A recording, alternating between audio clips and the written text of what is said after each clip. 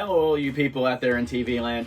My name is TV Studios, also known as Kurt, and we're back! We all survived Halloween, or at least attempted to survive Halloween as well as we could.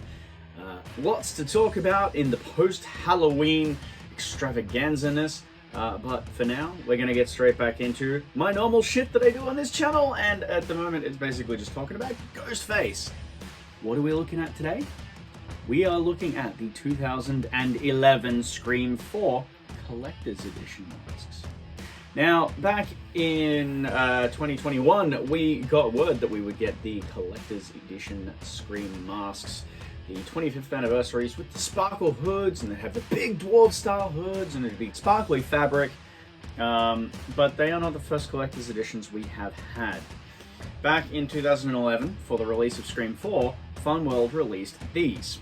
These are the Collector's Editions. Now, there are a couple of different versions. I don't have all of the versions.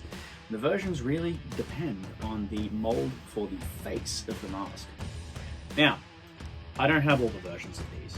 There are actually more versions available. These were available in a couple of different ways. These two both came off header tags, so they were the hanger tags that hang over the top. There were Collector's Edition box sets where they were in a blister card. So there's a big plastic bubble over the top of the card that would have the mask in it, and it'd have one of the bleeding knives. And they also came in costume sets, where they were just the bib style masks, so they weren't quite the same as these. The normal Ghostface, this is an ultra white mold, one of the earlier ultra white molds, and that has since, I think that mold has since been changed, because this is definitely different to what you'd find as a normal ultra white now. But it is the smooth chin, doesn't have the EU markings or anything like that, as it's not an EU. It is glow in the dark. They also did an EU style, so your standard sort of classic EU face, and they did the TD mold, or the Scream 4 reshoot mold. They also released the zombie, which this is what's known as a hard mold zombie. It is a really stiff vinyl. It is still flexible, but it's rigid. It's one of the most solid masks that I own. And really interestingly, we've got these big billowy hoods. Nice hood that really, actually quite nicely replicates the look of Ghostface. These are a really soft, almost a gauze style fabric. And this fabric is known for staining the masks, actually leaching in. There is rumors of it being bacteria or an infection or impurities in the vinyl. I don't think so, in my opinion. If you've ever owned a Ghostface mask and just not really taken care of it, you'll notice that if it's sitting against certain items, it'll stain.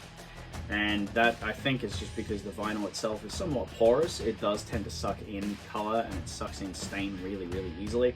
And I think that's what's happening, is it's just cheap sort of dyed fabric that's soaking into the mask. This one, I'm really lucky. This is a really clean example, at least in my opinion. There is very little in the way of defects. We get a couple above the eye there, but really not too much. And it still glows incredibly bright, very much like an Asda glow. Very similar face, almost exactly the same face. The zombie doesn't glow, which is unfortunate, but still very cool. Now, the zombie I got secondhand. This one, interestingly enough, the hood on the front, this sort of the peak, I suppose. We'll just call it the edging. The edging on this one is a little bit wider. It's almost a third wider again. And this almost seems like a slightly looser weave of fabric, possibly a different fabric batch. The hood is a smaller hood, not by much, but by a little bit. And it has got quite a considerable tear in the back, which is unfortunate, but that's how it came to me, so I'm not going to try and modify it or anything like that. We do still have a really long shroud on that one. And the paint job on this mask is absolutely gorgeous. I really love the look of this one. I wish the eye mesh was a little bit darker, but it is what it is. Now, as far as, nearly died. As far as people complaining about quality control and quality assurance on the new 25th anniversary masks, well, this was brand fucking new, and we have a nice little defect in the eye, just the way that it was trimmed at the factory. Right there, it's a nice little pucker, as you can see. So you still get factory defects on almost any mask that you see. This one is still one of my favorites in the collection. Aside from the super light eye mesh that almost looks like it's not there, it is a really, really nice example of these collector's edition masks. When I first started collecting, a costume website that I buy from actually had these for sale for 20 bucks Australian, which ends up being about $11 US, and that was probably 2016, 2015, when I really started seriously collecting. And so I picked up a bunch of them, and unfortunately I have since sold all of them off except for this guy and then my zombie. I really wish I hadn't, because they were all brand new and tagged, so you live and you learn. I will show some comparison photos at the end, or some comparison shots at the end of these ones. For anybody that's seen my custom, so my Doofy Deluxe, who's up there, and my custom 25th Sparkle that I made before I could get these Sparkle masks, which is also up there. This is the pattern that I used. I copied this pattern specifically to mimic, because I really like this style of hood. This hood pattern does differ from the 25th anniversary costume masks as well. The 25th mask has a much more rounded hood. It doesn't have the point, this little pointy bit at the back. The cut for this sort of neck mantle is different, and the way that the hood's actually put together is slightly different as well. So that's one of those things that it has changed. It's not exactly just this, but done in sparkle. There is quite a considerable difference. So I will show those differences as well. I'm going to compare the 25th, the official 25th, and I'll leave the tag on so you can see it. I'll compare mine, and I'll compare my Doofus Deluxe, and we'll have a look at those.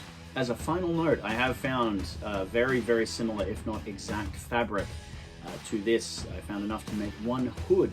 And my friend Jacob actually has a collector's edition that has been pretty much hacked off to about here. And so I'm going to do a restoration on that, so it'll be quite interesting to see me restoring one of these back to factory condition. It's going to be an odd one. Might even do a video on it, at least if you guys are interested. That's about all from me, guys. Welcome back after the Halloween season. I am so very, very close to 500 subscribers, so absolutely throw me a subscribe if you want to see more cool Ghostface stuff like this. I'd love to have you as part of the channel. If you own any of these masks, I'd love to hear it. I'd love to hear your thoughts on them, whether you think they're better or worse than the 25th anniversary ones that we did get. And if you've been trying to track one down, I'd love to hear the stories of how it's going. Thanks very much for watching, guys. Throw me a like, throw me a comment. Until next time, hope you recovered from Halloween. You still don't have a candy corn hangover, that'd be pretty brutal. And keep an eye on the channel for some new cool stuff coming your way. Thanks very much, guys. Have a good one.